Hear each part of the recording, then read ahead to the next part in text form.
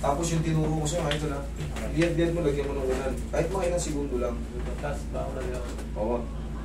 Pagka nakaliad ka ng ganun, oo. Bangon ka lang ulit. Kumbaga hanapin mo na naman yung ano. Huwag mong pilitin yung sobrang Every sakit. morning yan, sir. Kahit sa mga... Basta pag nakalambing ka nung sa higaan, inat-inatin mo lang yan. Okay. Tapos saplusan mo ng... Okay? Ano sa'yo dun tayo? Minsan gano'n, di na ba nakam. Tsaka Wala kami. pagka yung tutulog kasi ako nakaganyan ako. Pagka gaganyan ko, Ngawit na. hindi ko na.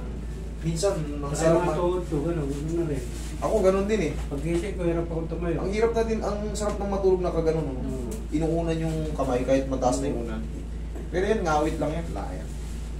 Haplos lang ng pagmamahal yan, tanggal. Unang aras haplos ng pagmamahal yan.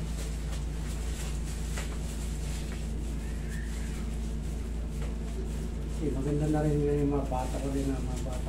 Tapos ito pa, ang nirereklamo pa, sinabi mo kanina sa tricycle, makatag ang tricycle. Oo. Talaga namang pipirwisyo yun yung balakang mo yan sa tricycle. Kailangan, Sa likod pa ako ng ano. paglagay ka na kasi sa mulo mo. Para sa mulo. Dalawa kasi ano ng anak ko eh. Tapos sa likod ako. Kaya ang katag-katag ng tricycle eh. Eh, lubak pa sa ano. Lubak pa sa lugar niyo. Ginagawa yung daan. Patay. Yung pagbabawa ng tricycle. Yun na. Hindi na ako makatano. Kasi nga, ang lakas ng patag. Iwasan mo muna yung malakas na ano. Sa susunod, kumuha ka na kasi ng 4 wheels. Kumuha ka na ng 4 wheels. Tayo. Madali kang makakakuha niyan. Maraming zero ano ngayon. Basta ano ka, para pang family at least. Para kung maulan man, oh, di ba? Kaya ang patagilid.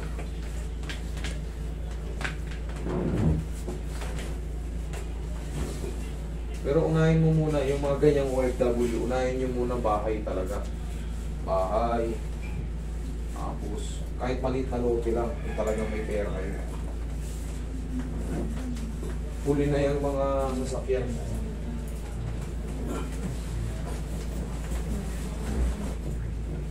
Puso ka mo dito. Pag uwi nyo, pag retiro ka man, may makikita, may nakita kang napunla mo.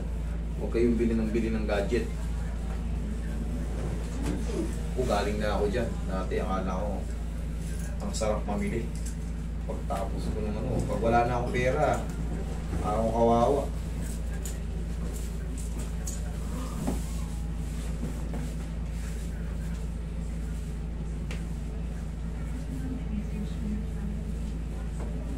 Kalumpit. Ako sa kalumpit pa ng puro tubig. Kunting ulan lang, tapos nag-high tide. Excuse me. Pero ang saya nyo dyan eh, no? Kahit ganun pa man, araw-araw na nararamdaman nyo, hindi kayo nag-aalisan dyan eh, no? Sana yan natin eh. Nandun na yung bukid eh. Hindi may iwan yung bukid. Kaya eh.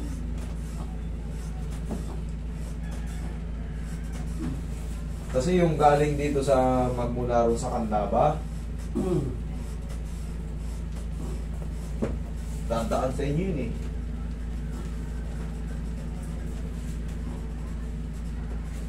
Sa Pulilan, yung tulay na mahaba, diba, maano rin yun, nagtutok. Doon sa inyo papunta yun eh. Oh. O, dyan lang kayo tayo.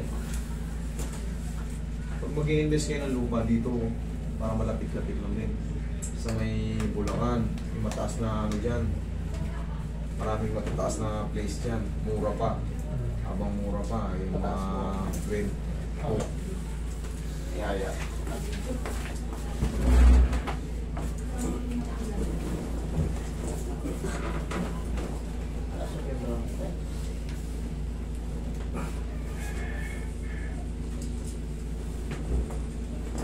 Bata ka pa eh. 33 ka, no? Habang mahaba pa yung pagtatrabaho mo. Okay. Save. Pero syempre, unahin mo muna yung kalusugan ng katawan mo. Kasi, pag bumigay yan, wala na puhunan. Hindi ka na makalis. Sahit na likod mo, hindi ka makatayo. Palagi mong isusuot yan sa trabaho. Kaya mo lang sila makita ka na may ganyan. Eh, ikaw mo, nagpapalit ako ng ano dyan eh. Wala ka nang katawan eh. Hindi, may bilbil kasi ako na natitira eh. Gusto ko muscle ako. Yan ang katwiran. Kaya mo na sila. Gusto ko magkaroon ng abs eh. Ang pahit ko, wala akong abs oh. Malaki mo ng konti. Wala akong abs oh. Kailangan. Hindi ko sabihin masakit ang balakang mo. Okay. Paupo May mga kasama ko, alam niya, alam nila na ano eh. Pag ano tayo.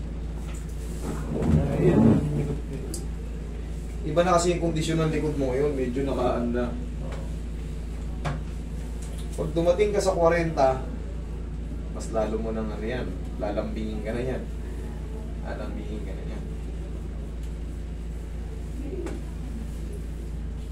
Pero makakaya pa kaya itong ano? Oh! Ayan na nga. Kaya kapabalik na. Inaano na nga natin eh. Kumbaga, punta mo, pansin mo, maluwa na yan. Yan kasi, hindi yan kagad nawawala yung pain. Kasi sira yung disc mo, may sugat yung disc mo. Maganda na yung kilos mo, pero alam mo sa sarili mo na may kutik-kutik. Bakit? May sugat eh. Yun ang ibig sabihin nun. Pero naghihilom din yun sa tulong ng adjustment at medication. Mag-vitamins ka. Sa mga nerve, mag-vitamins ka. Pero magpa-reseta kayo ha. Kumbaga magpa-check up muna kayo. Para dumating, para yung mga tinitake nyo may benefits or hindi kayo allergic. Kumbaga kasi, ay ito sabi ng tropa ko ito inumin. Kasi ganito yung ininom niya. Eh baka mamaya hindi kaliyang sa gamot na yun. Diba? Yun ang pangit. Kaya kailangan papacheck up nyo rin yan. O sabihin, ano ba nararamdaman mo kasi? Sabihin mo lang, bibigyan ka na ng mga vitamins na. Mas maganda. Tapos kung bubuhatin mo ang anak mo, kailangan ganito ha. Huwag kang bubuhat ng nauning ganyan ha. Bubuhatin mo yung anak mo. Kasama yun, no? Okay? Gets mo ha? Ayan o, ganyan. Pumantay ka muna sa kanya bago mo siya buhatin. Huwag mo siyang kukunin ng nakaganyan ka, maniwala ka sa akin. Magdudusa ka. Pagdating niya, hindi na kaya. Hindi na kaya magbuhat. Hindi mo kaya magbuhat. Tsaka iwasan mo muna sumakay ng tricycle.